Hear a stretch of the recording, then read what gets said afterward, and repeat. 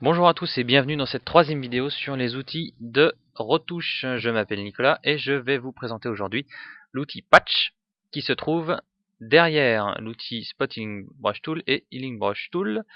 Voilà, c'est le troisième.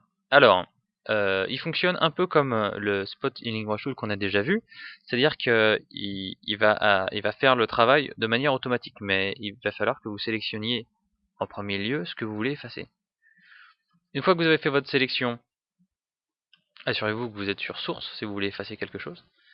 Cliquez sur la zone à effacer et déplacez votre souris, puis ensuite placez votre sélection sur la zone qui va servir à remplir, à effacer ce que vous voulez effacer.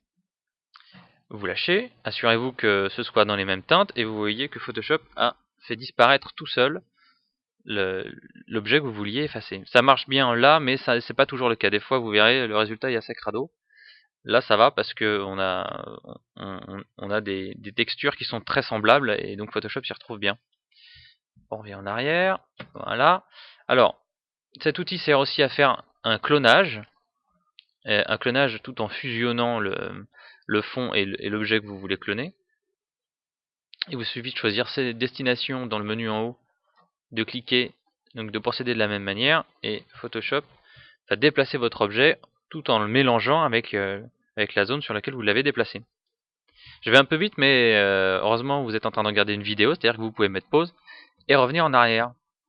Voilà, dernière chose, enfin avant-dernière chose, vous pouvez utiliser le pion transparent pour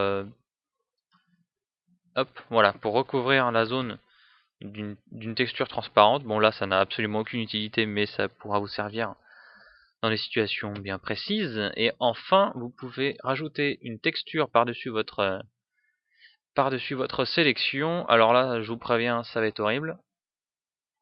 Voilà, c'est horrible. Ça ne sert à rien en plus, dans notre cas présent, mais encore une fois, ça trouvera une utilité, potentiellement, même si je m'en suis jamais servi, dans vos photos. À vous de savoir utiliser à bon escient les outils de Photoshop.